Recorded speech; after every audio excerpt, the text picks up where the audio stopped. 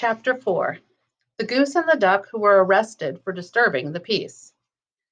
One summer we moved to Poughkeepsie to our friend's house while they were away. It was not far from the Vassar College campus where my husband, John George, taught environmental conservation.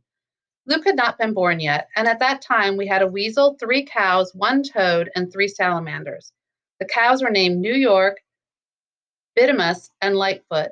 Later we acquired one Canada goose and one mallard duckling. Bidimus departed before we moved into the house. On moving day, Lightfoot got as far as the house. When we drove up the driveway and opened the door to let him out, he gave one loud rebel call. Over the trees came five crows. They swooped low, called a gagulous "This is it," and went off with the captive. Apparently, he had been keeping in touch with his parents and siblings all the time he was with us. "I'll be darned," said a friend who was helping us move. "They raided the corral and took back their pony." "Now I understand why Lightfoot wouldn't become a pet," I said. "His family was out there all this time plotting his escape with him." New York had no such desires. Craig had found him when he was still half naked, and after a few meals of hamburgers and cheese, he forgot what his parents looked like and became a George. When we let him out of the car, he settled into the white pine tree, watched us unpack, and arrived on the porch when everyone came in for dinner.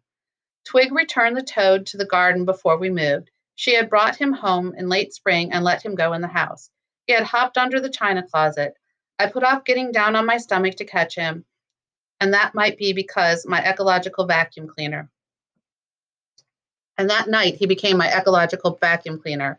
As I went to get the broom to sweep up the crumbs the kids spilled on the floor, I noticed that the ants were coming out of the old floorboards.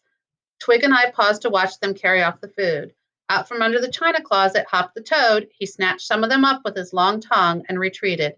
Soon there were no crumbs and no ants. This beat sweeping and vacuuming by a long shot, and so the toad stayed until we moved. The Canada goose came to us one May morning when a friend, Bill, came by with a goose egg. The gosling's egg tooth had cut a round circle off the top of the egg, and the little thing was struggling within. "Where did you get it?" We asked. "In a nest," Bill said. "The mother goose had let the hatchling gooselings off to the water. This egg was left behind." Before he had finished his story, the small, wet head of the gooseling popped out of the shell. She struggled, broke free, and lay still. "It's mine!" cried Twig, jumping in excitement. "Ours," said Craig. We carried the tiny thing inside and put it in a box under an electric light bulb to dry. In about an hour, she was fluffy, big-eyed, and so cute she turned on the mothering instincts in all of us. She was bound to survive. We put down chick mash and she ate. Unlike many birds that are naked and blind when they hatch, geese and ducks, which are precurial birds, can walk and eat shortly after hatching. They also are very susceptible to imprinting. That is, they think anyone who feeds them upon hatching is their mother and that they look like them, her, or it, be that a person, bird, beast, or cardboard feeding tray pulled across the lawn. Mom is what moves and feeds you.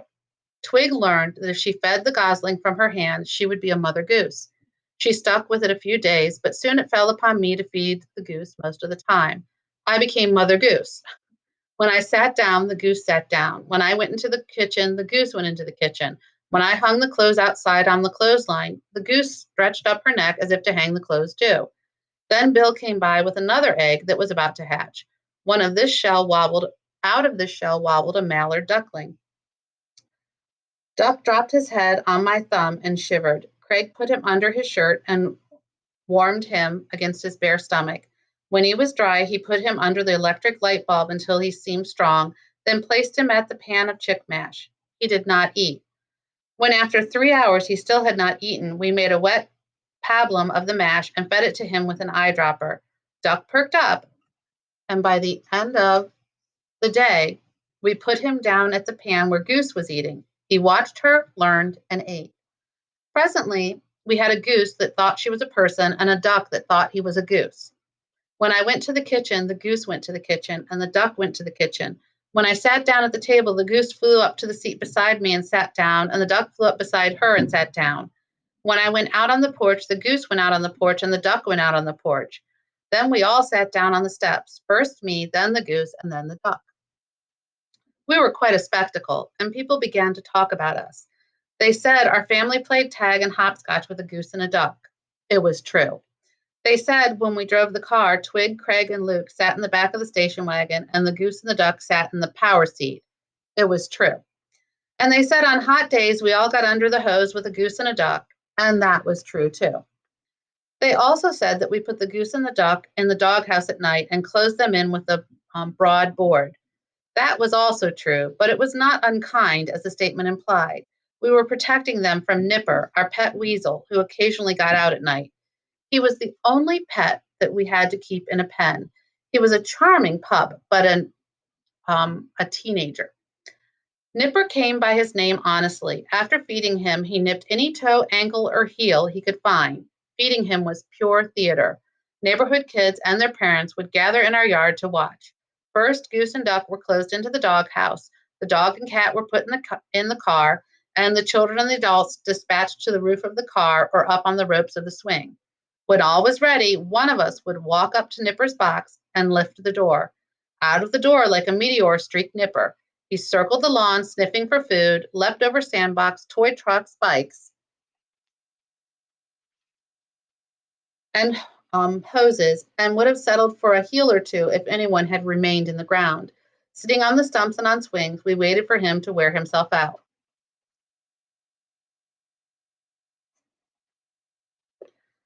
Presently, we had a goose that, started on the wrong page. When at last he was merely running, not jetting around, we would put down his ground steak laced with vitamins and fish oil and jump back up to safety. Instantly, he would smell food, wheel, and like a rippling whip across the yard to the plate. He devoured the food the way fire devours gasoline, and then the real show began. We had to get him back in this box. Since he chased anything that ran, I would take off at a trot, and Nipper would follow. The object was to stay just far enough ahead of him to keep him interested in biting me, but not let him get me. At the last minute, I would head for his box and jump over it. Nipper would follow me and jump into the box. The door would be dropped, and the show was over. Seconds later, Nipper would be asleep. Weasels sleep as hard as they play. He could even pick him up and pet him when he was in the deep sleep of the well-exercised and well-fed weasel. Once Nipper was in his box, we could let Goose and Duck out of the doghouse. They usually wandered into the grassy lawn and began eating. Geese are grazers, but mallard ducks are not. They are dabblers. But Duck's mother ate grass, so Duck ate it too. He would snap off the greenery, pass it through his beak, and spit it out the other side. A goose from mother or not, he could not go against his inherited dislike of grass. One night, we forgot to put the board against the doghouse door. Goose and Duck awoke when the moonlight streamed in upon them, and they got up. Goose stepped out of the house to find her mother. I was nowhere to be found, and so she started down College Avenue calling. Duck was right behind her, quacking. A policeman happened to come by on his midnight rounds. He saw the pair, pulled over to the curb, and opened his door to make sure he was sane. Goose, upon seeing what appeared to be her mother, flew into the car and sat down in the power seat. Duck flew after his mother and sat down beside her. The policeman scratched his head and thought about Thanksgiving. He closed the door and drove to the precinct. He arrested them for disturbing the peace. The children who lived nearby awoke the next morning to see Goose and Duck in the yard of the police station and came running down College Avenue and knocked on our door. Mrs. George, little Marianne said breathlessly. Your Goose and Duck are at the police station. Sergeant Mayers has them.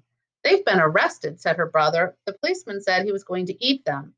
Come on, let's go get them, his sister said, and ran to our station wagon.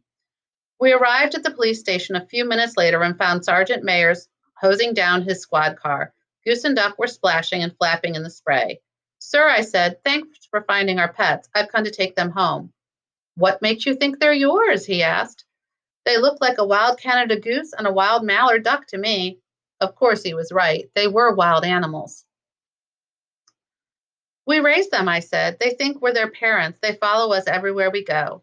They follow me everywhere I go. He walked up the steps into the office. The goose walked up the steps into the office, and the duck walked up the steps following the goose. Twig, Craig, and I walked up the steps following the goose and the duck. How are we going to prove they are ours? Twig asked nervously. We'll just be ourselves, I said. We sat down on the bench across from the sergeant's desk. Goose flew up and sat down beside me, and Duck flew up and sat down beside Goose. See, we said to Sergeant Mayers, they're ours. So what? The sergeant said. They sit down beside me, too. I walked over to the desk and leaned on it. The goose flew over onto the desk. The duck flew onto the desk. The papers flew through the air, and the goose sat down, and the duck sat down and honked and quacked. Okay, okay, lady, said the policeman, grabbing the papers. They're yours, they're yours.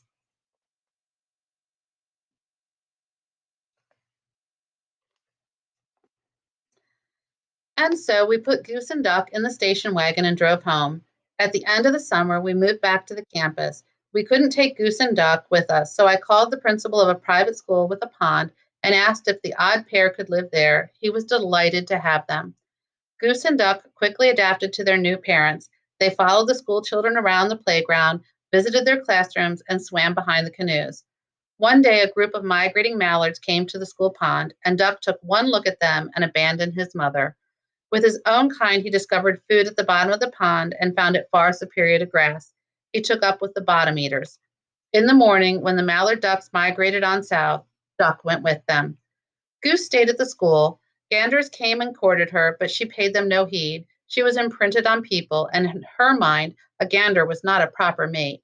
She stayed at the school for many years, and then she disappeared.